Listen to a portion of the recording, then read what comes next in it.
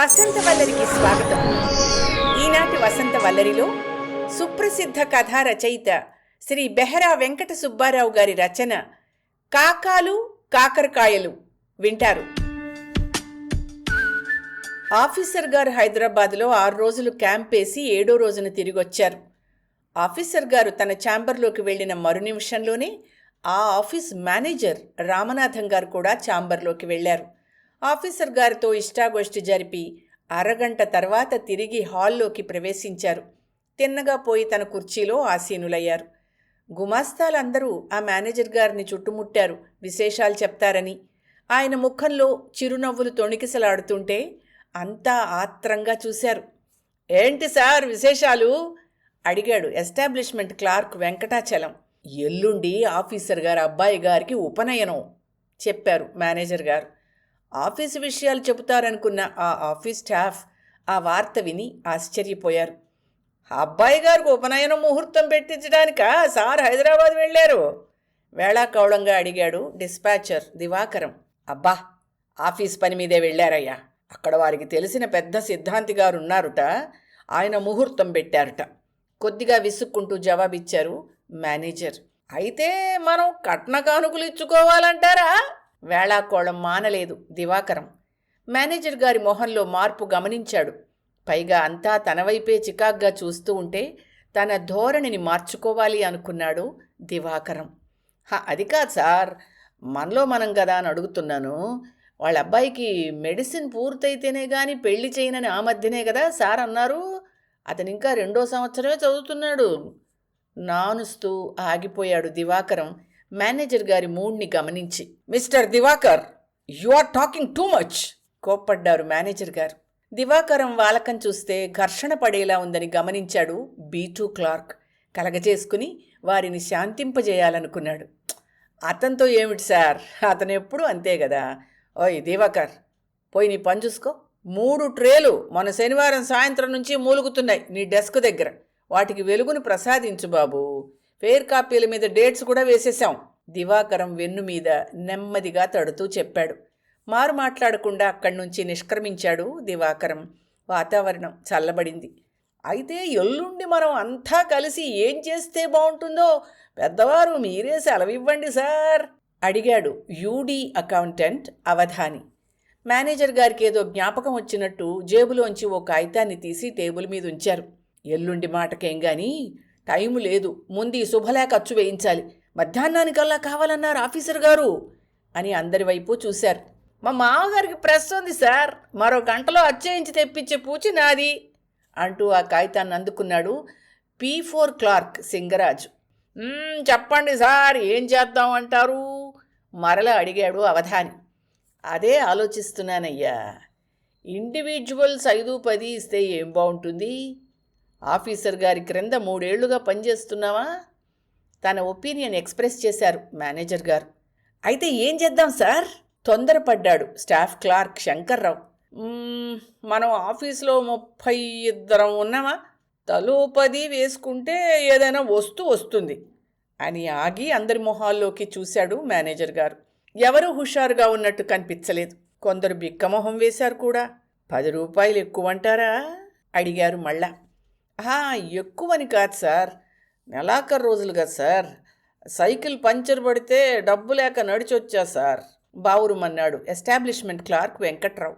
అవును సార్ అన్నారంతా ఏకకంఠంతో. డబ్బు మొత్తం నేను సర్దుతా సార్, అయితే 1వ తారీఖున మాత్రం నాకు ఇచ్చేయాలి వాగ్దానం చేశాడు 3 నెలల క్రితం రిక్వెస్ట్ మీద సొంత ఊరికి బదిలీ చేయించుకున్న ముకుందరావు. అందరి నేత్రాలు విప్పారాయి. అలాగే అలాగే అన్నారు అంతా.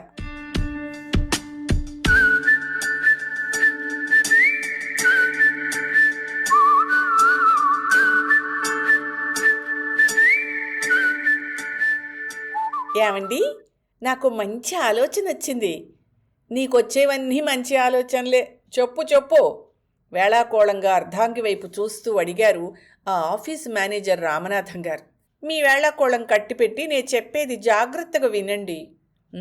చెప్పు, వింటున్నా. వినడమే కాదు, నేను చెప్పినట్టు చెయ్యాలి. ఇదిగో సరస్వతి, పెద్ద పెద్ద ఆఫీసర్లు, మినిస్టర్లు ఏమంటారో తెలుసా?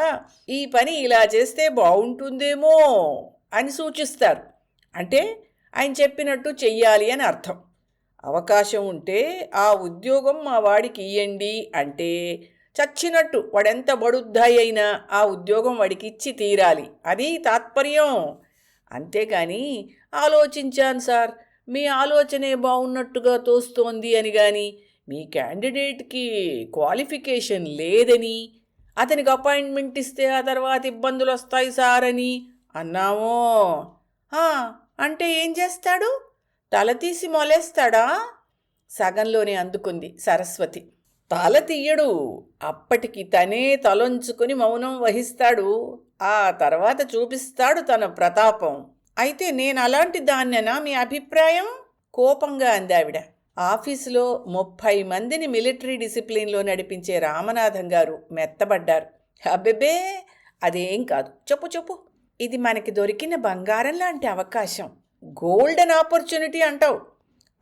అదే, మీ మేనల్లుడికి ఉద్యోగం వేయించమని ఆఫీసర్ గారితో చెప్పమని ఆ మధ్య నేను చెప్పాను, గుర్తుందా? గుర్తుండడం ఏమిటి, ఆ రోజే ఆయనతో మనవి చేసుకున్నాను. అవకాశం వచ్చినప్పుడు తప్పకుండా చూస్తాను అన్నారు. చూస్తానన్నారా, చేస్తానన్నారా? తర్కించింది. అమ్మమ్మమ్మా, అవును సుమి, ఆ మాటల్లో ఉన్న మెలికనంతగా పట్టించుకోలేదు నేను. చూస్తాననే అన్నారు. నీరుగారిపోయారు రామనాథం గారు. మీ ఆఫీసర్ లంచం పుచ్చుకుంటారా? లంచమా? నిప్పు లాంటి మనిషి. అవును కదా, మరి మన పని అయ్యేదెలా? మన మేనల్లుడికి ఉద్యోగం ఎలా వస్తుంది? మన అమ్మాయికి పెళ్ళి ఎలా అవుతుంది? తెల్లమొహం వేశారు రామనాథం గారు. అందుకే నేను చెప్పినట్టు చేయండి. ఈ రోజుల్లో 200 రూపాయల నౌకరీకే 3000 లంచం అడుగుతున్నారు. అంచేత మీ ఆఫీసర్ గారి అబ్బాయికి ఏదైనా అరుదైన ఖరీదైన వస్తువుని ఘనంగా చదివించి వారి అభిమానాన్ని సంపాదించాలి. మనం లంచం అనుకున్నా ఆయన కానుకగా స్వీకరిస్తారు. భార్యామణి తెలివికి మరోసారి ఆశ్చర్యపోయారాయన. ఒక అరతులం ఉంగరం చేయించి అబ్బాయికి భిక్షలు వెయ్యండి. భిక్ష? ఏ, అబ్బాయికి ఉపనయనమా, పెళ్ళా చేస్తున్నది? ఉపనయనమే. దగ్గర 25 అబ్బాయికి. డాక్టరీ చదువుతున్నాడు. యువకుడు, పాత సంప్రదాయం పాటిస్తూ భిక్షకొస్తాడంటావా? అనుమానం వ్యక్తం చేశారు. 25 విస్తుపోయిన సరస్వతి అడిగింది.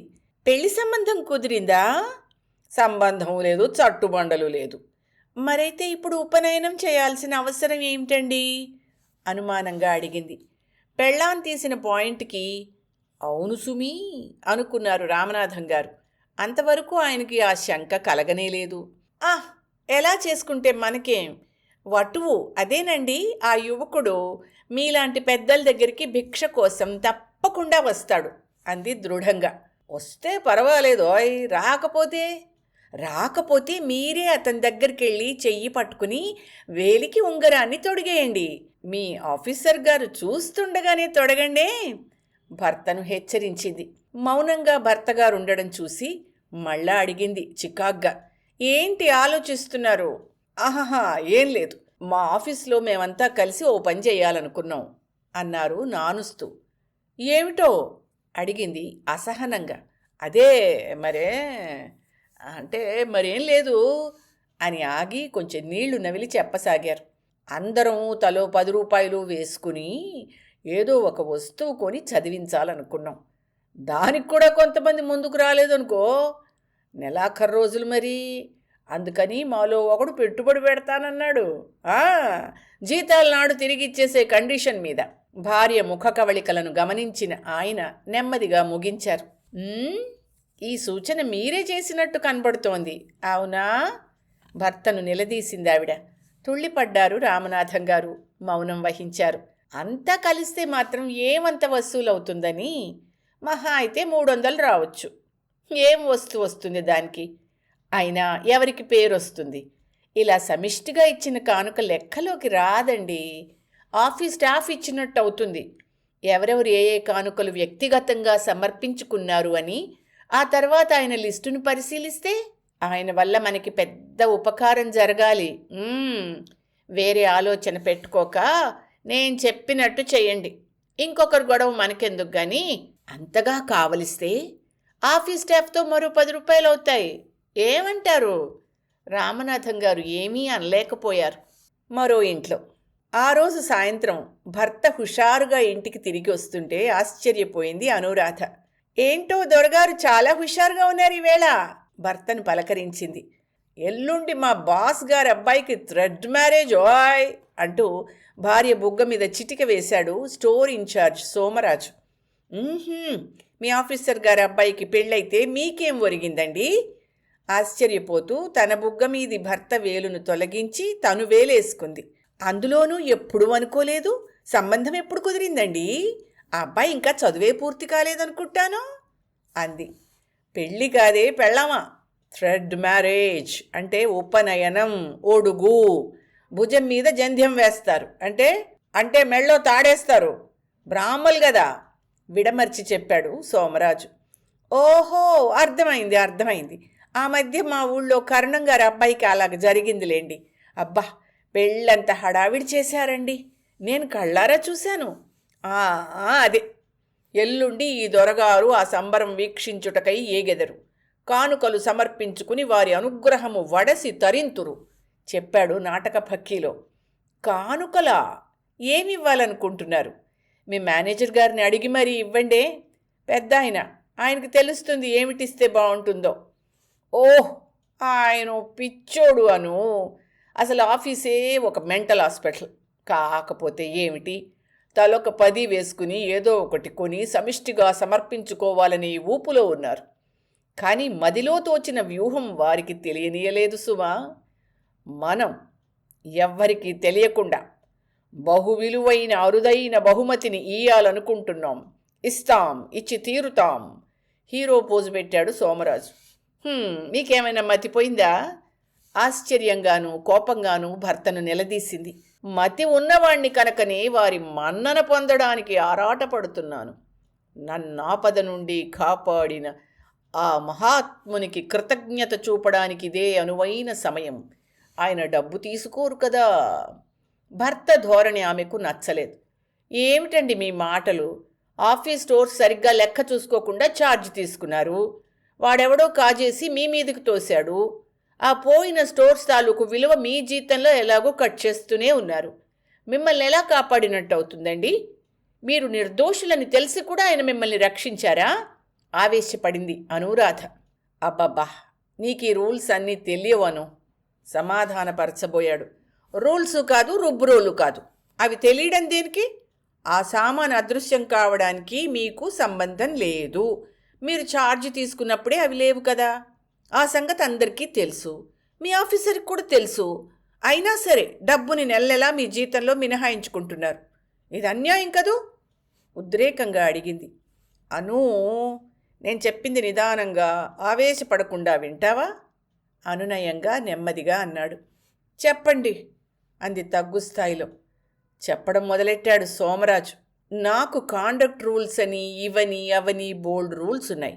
ప్రభుత్వపు ఆస్తిని కాజేసి లేదా అమ్మేసుకుని ఆ డబ్బును నా జీతంలో కోసుకోండి నెలసరి వాయిదాల మీద అని అంటే ప్రభుత్వమేం ఒప్పుకోదు. ఆ స్టోర్స్ నా ఆధీనంలో ఉండగానే పోయినట్టు లెక్క. నేను చేసిన పొరపాటుకి అనుభవించాల్సి వచ్చింది. మా ఆఫీసర్ గారు చాలా మంచివారు కాబట్టి ఏ యాక్షను తీసుకోకుండా వాటి కిమ్మత్తును జీతంలో నెల రికవరీ చేయమని ఆర్డర్స్ మాత్రమే వేశారు. మా రూల్స్ చెప్తే నీకు అవన్నీ అర్థం కావు. మెత్తబడింది ఆమె. అందుకని లంచం ఇస్తానంటారు, అవునా? అంది. తప్పను, లంచం కాదు, లాంఛనం, కానుక. ఏమండి? మరలా అనుమానం వచ్చింది ఆమెకి. మరి మీ రూల్స్లో కింది ఉద్యోగస్తుల నుండి కట్నాలు కానుకలు పై ఆఫీసర్స్ తీసుకోకూడదు అని కూడా పెడితే బాగుండు కదా? భార్య తెలివితేటలకు ఆశ్చర్యపోయాడు సోమరాజు. ఆ విషయము ఉంది ఆ రూల్స్లో. కానీ ఎలా? అన్ని రూల్స్ ప్రకారమే జరగవు చిట్టమ్మా. ఆఫీసులో ఇస్తే లంచం, కానీ అది వివాహాది శుభకార్యాలలో చదివింపులు అనబడును. ఆ రూల్స్కి కొంతవరకు మినహాయింపులున్నాయి. అయినా ఆ విషయాలు మనకు అనవసరం. విడమర్చి చెప్పలేక విసుక్కున్నాడు. అయితే ఏం చేద్దామనుకుంటున్నారు? ఒక టేప్ రికార్డర్ కొని ఇద్దామనుకుంటున్నాను. అందరికీ సర్ప్రైజ్గా ఉండాలి. అందుకనే నేను ఈ విషయం ఎవ్వరికీ చెప్పలేదు. నువ్వు కూడా ఎవరితోనూ అనకు సుమి, కాషన్ చేశాడు. బాగానే ఉంది. ఆ డబ్బుకి ఇది వడ్డీలా ఉంది. విసుక్కుని మూతి 3 వంకర్లు తిప్పింది. వడ్డీ కాదే వయ్యారి భామ. వచ్చే నెలలో ట్రాన్స్ఫర్స్ ఉన్నాయి. మీ వాళ్ళ ఊరికి బదిలీ కావాలని అడగాలనుకుంటున్నాను. ఇంతకన్నా మంచి అవకాశం దొరుకుతుందా? అదన్నమాట మీ ఎత్తు. ఆశ్చర్యపోయింది అనురాధ. ఇప్పుడు అవధాని గారింట్లో. ఎల్లుండి మా ఆఫీసర్ గారి పెద్దబ్బాయికి ఒడుగోయ్. ఆ రాత్రి భోజనం వడ్డిస్తున్న భార్యతో అన్నాడు యూడీ అకౌంటెంట్ అవధాని. అయితే ఏమిద్దామనుకుంటున్నారు? అడిగింది భార్య. ఆఫీసులో అందరం తలా 10 వేసుకుంటున్నాం. ఏదో ఓ వస్తువు కొని చదివిస్తాం. అవ్వా, ఇద్దేనా? తేలిగ్గా అడిగింది. అంటే? భార్య మొహంలోకి చూస్తూ అడిగాడు అవధాని విస్తుపోతూ. 10 రూపాయలా? ఛా, ఈసడించింది. ఆ 10 రూపాయలు కూడా ఎవరి దగ్గర లేవు. ఒకడు పెట్టుబడి పెడతానన్నాడు. ఓయ్ ముండా ముష్టి 10 రూపాయలా? మళ్ళా అంది. తలెత్తి ఆశ్చర్యంగా చూశాడు అవధాని.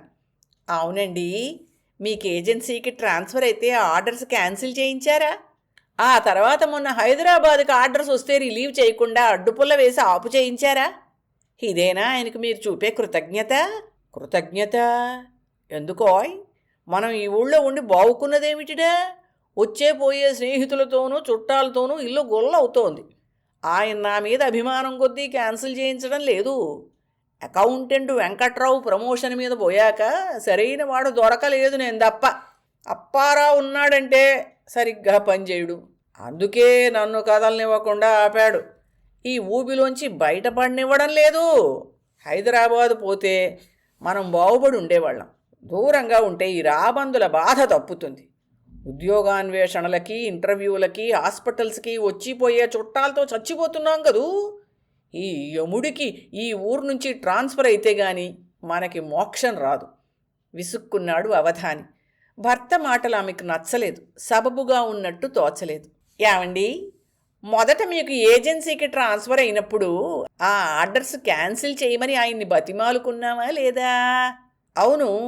హైదరాబాద్కి ఆర్డర్స్ వస్తే మన అబ్బాయిలు చదువులు పాడైపోతాయని భయపడ్డామా లేదా? అవుననుకో. మరి ఎందుకండి ఆయన ఆడిపోసుకుంటారు? అయితే ఏం చేయమనో నీ ఉద్దేశం? విసుక్కున్నాడు అవధాని. ఆ 10 రూపాయల చందా కాదు కానీ మీ అకౌంటెంట్ హోదాకి సరిపడా ఏదైనా వస్తువు చదివించండి. ఆయన ప్రసన్నుడవుతాడు. ఆయన కనుక ఈ పట్నం నుంచి బదిలీ అయిపోతే ముందు మనకి మా ఊరికి బదిలీ చేయమని అడుగుదాం. ఇంకా ఆయన ఉండేది 1 సంవత్సరమే అంటున్నారు. నువ్వు చెప్పేది బాగానే ఉందోయ్, కానీ ఇప్పుడు నా చేతిలో డబ్బు లేదే అంటూ లేవబోయాడు. నేనిస్తాను. భార్య మాటలకి ఆశ్చర్యపోయాడు అవధాని. నా దగ్గర 125 రూపాయలున్నాయి. నిజమే? అవునండి.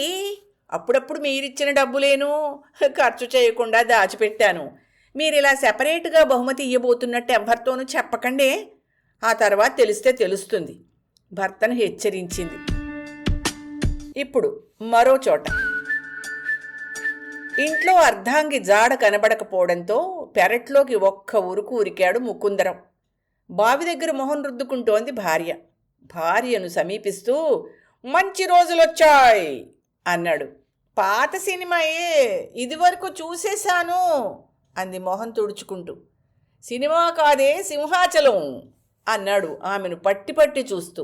నా పేరు సింహాచలం, 7 కొండలు కాదు అంది మూతి 3 వంకర్లు తిప్పుతూ. పోని అన్నవరం సత్యవతీదేవివి సరేనా అన్నాడు ఆమెను ప్రసన్నం చేసుకోవాలనే ప్రయత్నంలో. సరే కానీ విషయం ఏమిటో చెప్దురు. చాలా జోరుగా ఉన్నారు ఈవేళ. చెప్పానుగా, మంచి రోజులు వస్తున్నాయి మనకి. ఏ యూపీ లాటరీ టికెట్ కొన్నారా? తర్వాత ఇంట్లోకి దారి తీసింది. భర్త మాటల్ని ఏమాత్రం పట్టించుకోకుండా ఆమెను అనుసరించాడు ముకుందరావు. చూడు, ఆ లాటరీకి 2 రూపాయలు తగలేస్తే తగులుతుందో లేదో చెప్పలేం కానీ ఇప్పుడు మనం పెట్టబోయే పెట్టుబడికి మాత్రం మంచి ఫలితం ఉంటుంది, అది మాత్రం ఖాయం. అబ్బా, సంగతి చెప్దురు విసుక్కుందామే. మా ఆఫీసర్ గారికి ఎల్లుండి ఉపనయనం. తెల్లమొహం వేశాడు అతను భార్య నవ్వుకి. మీ ఆఫీసర్ గారికి ఇంకా ఉపనయనమే కాలేదా? పిల్లలున్నారు కాబోలు? నవ్వు ఆపుకుంటూ అడిగింది. ఓహో అదా, వారి అబ్బాయికిలే సర్దుకున్నాడు. అయితే మనకే నష్టం, చదివించుకోవాలి ఏమైనా కదా. కాదు కాదు, అక్కడే పప్పులో కాలేశావు, లాభమే ఉంది. అలా చూస్తూ ఉండు, ఎల్లుండి మనం ఆఫీసర్ గారికి మంచి ఏమిటి ఒడుగు ఆఫీసర్ గారికా? అబ్బబ్బా, అదే ఆఫీసర్ గారి అబ్బాయికి మంచి ప్రజెంటేషన్ చదివించబోతున్నాం. ఎందుకండి డబ్బు దండగా? నిరుత్సాహపరిచింది భార్య. నోనో, ప్రస్తుతానికి దండగా, ముందు ముందు నిత్య పండుగ. సరదాగా చెప్పండి, అర్థం కాలేదు. మన ఎలుగుబంటి ఏడుకొండలేడు, వాడే తిరుపతయ్య. మొన్న మన ఇంటికి వచ్చాడు కదా, నల్లగా పొట్టిగా, ఒంటి నిండా రోమాలు వాడును, ముసలాడు. ఓ అతనా, బాగుంది పేరు, బాగుంది. చెప్పండి. అవును వాడే. ఇంతకాలము నా పాత సీట్లో పనిచేస్తున్నాడు. కానీ ఏం లాభం, కానీ సంపాదించుకోలేకపోయాడు. నీతి నిజాయితీ అంటాడు, దౌర్భాగ్యుడు. ఆ నీతి నిజాయితీలే రేపు తనకి రిటైర్ అయ్యాక తిండి తిప్పలు పెడతాయనుకుంటున్నాడు అతను. మంచివాడన్నమాట అన్న భార్య మాటలకి విస్తుపోయాడు ముకుందరావు. ఈ రోజుల్లో మంచితనం ఎవడికి కావాలి? అందరికీ కావాల్సింది డబ్బేను. వాడొచ్చే నెలలో రిటైర్ అవుతున్నాడు. ఆ సీటును మళ్ళీ నేను కొనేస్తాను. కొనేశానా మన బతుకు బంగారం, నీ ఒంటికి బంగారం తొడుగు చేయిస్తాను చూడు. భర్త మాటకి షాక్ తింది ఆమె. వద్దండి, అలా ఏమాత్రం వద్దు వారించింది విలవిల్లాడుతూ. ఆశ్చర్యంగా చూశాడు ముకుందరావు. చెప్పసాగింది తన ధోరణిలో. ఏమండి, ఇదివరకు ఆ సీట్లో ఉండేగా, బోల్డ్ సంపాదించారు. అంతా అబ్బాయి జబ్బుకే ఖర్చయింది. నా ఒంటి మీద బంగారం కూడా ఖర్చు చేశాను. అబ్బాయి మాత్రం దక్కలేదు. ఆ పాపపు సంపాదన మనకు వద్దండి. ఆ ఇచ్చేవాళ్ళు ఎంత ఇబ్బంది పడిస్తారో, ఎంతగా శపిస్తారో. ఆ శాపనార్థాలు మనకి తగిలాయి. ఇది వరలో 10 ఏళ్ళు పెరిగిన బాబుకి 100 ఏళ్ళు నిండాయి. వద్దండి, మీరు ఆ పని చెయ్యొద్దు. కళ్ళనీళ్లు పెట్టుకుంది ఆ మాతృమూర్తి. చల్లబడిపోయాడు ముకుందరావు. ఆలోచనలో పడ్డాడు. అవును, భార్య చెప్పినది నిజమే. తాను సంపాదించిందే కాకుండా మరికొంత కూడా ఖర్చయింది. అయినా అబ్బాయి దక్కలేదు. ఏనాడో వాడికి రుణపడి ఉన్నాం, రుణం తీర్చుకున్నాం. అర్ధాయుష్మంతుణ్ణి ప్రసాదించాడు ఆ పైవాడు. భార్యను ఓదార్చబోయాడు. వద్దండి, ఆ అన్యాయపు అర్జన వద్దే వద్దు అంది కన్నీళ్లు తుడుచుకుంటూ. ముకుందరావు మారు మాట్లాడలేకపోయాడు. ఎదురింటి శామ్యూల్ గారిని చూడండి. ఆయన హోదాకి ఎంతైనా సంపాదించచ్చు, కానీ పైసా పుచ్చుకోరు. నిప్పులాంటి మనిషి. వాళ్ళ పెద్దబ్బాయికి పెద్ద ఉద్యోగం వచ్చింది. పిల్లలు ముత్యాల్లా ఉంటారు. ఏనాడు జిర్రున చీది ఎరగరు. అక్రమ అర్జన మనకు వద్దండి, ప్లీజ్ ఆవేశపడిందామె. సరే సరే, ఇక ముందు అలా చెయ్యను, ఓకే? సరే అనగానే కాదు, నా చేతిలో చెయ్యి వేయండి అంటూ చెయ్యి చాపిందామె. చేతిలో చెయ్యి వేశాడు ముకుందరావు. ఆమె మనసు ఊరట చెందింది. మరి ప్రెజెంటేషన్ ఏమీ ఇవ్వనవసరం లేదంటావా అడిగాడు. అధికారి కాబట్టి వారిపై ఉన్న గౌరవ భావంతో మన శక్తి కొద్దీ ఏమన్నా ఇవ్వండి. మరి ఆయన మనకు చేసిన ఉపకారం మాట. ఉపకారమా? అవును, మళ్ళా మన ఊరికి ట్రాన్స్ఫర్ ఇచ్చారు కదూ. 400-500 లంచం ఇచ్చైనా ఈ సిటీకి తిరిగి బదిలీ చేయించుకోవాలి అనుకున్నాం. జ్ఞాపకం ఉందా? కానీ లంచం పుచ్చుకోకుండానే ట్రాన్స్ఫర్ ఇచ్చారు. ఇదెలా ఉండని, మా ఆఫీస్లో క్లాస్ 4 పోస్ట్ ఖాళీ ఉంది. మా తమ్ముడికి వేయించాలనుకుంటున్నాను. అయితే కాకా పడతారన్నమాట. జాగ్రత్త అండోయ్. కాకరకాయలు తినిపించగలరు.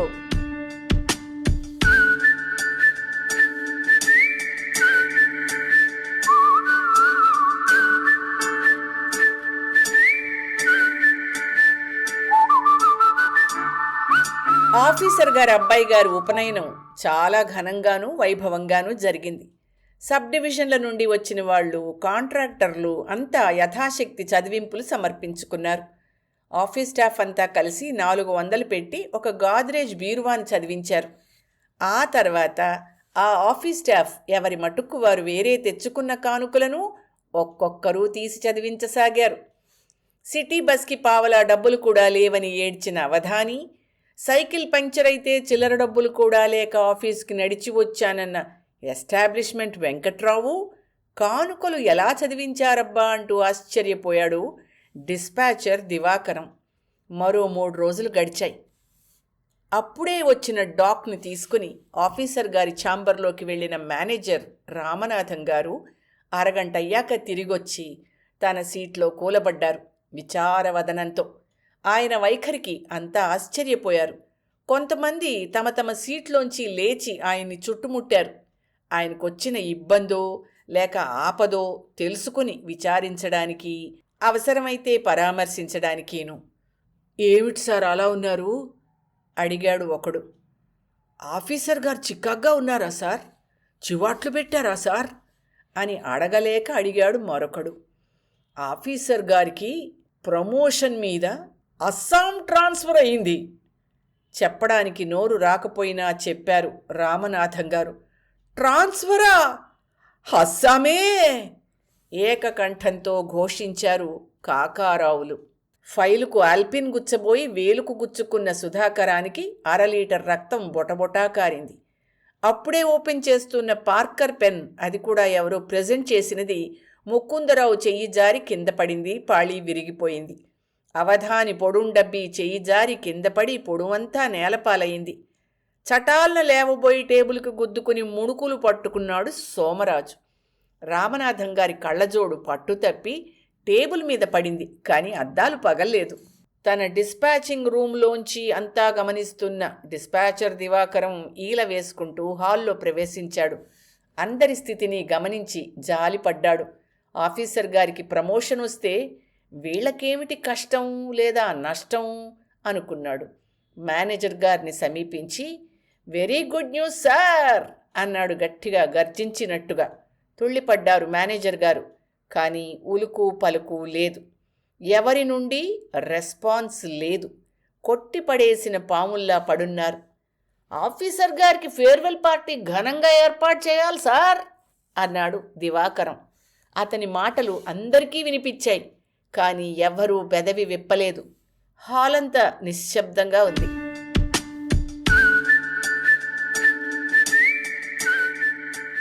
వసంతవల్లరిలో సుప్రసిద్ధ కథారచయిత స్వర్గీయ బెహరా వెంకట సుబ్బారావు గారి రచన కాకాలు కాకరకాయలు విన్నారు. ఈ కథ జూన్ 13, 1979 నాటి ఆంధ్రప్రభ సచిత్ర వారపత్రికలో ప్రచురితమైంది. మిత్రులు, కథ శ్రద్ధగా విన్నారు కదూ? అయితే ఈ కథలో ఆఫీస్ మేనేజర్ గారి పేరు ఏమిటి? కామెంట్ బాక్స్లో తెలియచేయండి. వసంతవల్లరిలో ఇవాల్టి కార్యక్రమం మీకు నచ్చిందని ఆశిస్తున్నాను. అందుకే లైక్ చేసి మీ మిత్రులకు, బంధువులకు లింక్ను షేర్ చేసి మీ అమూల్యమైన అభిప్రాయాన్ని నాకు కామెంట్ బాక్స్లో తెలియచేయమని, వసంతవల్లరికి సబ్స్క్రైబ్ చేయమని విన్నవించుకుంటూ మీ వసంతలక్ష్మి అయ్యగారికి సెలవు మరి. Thank you.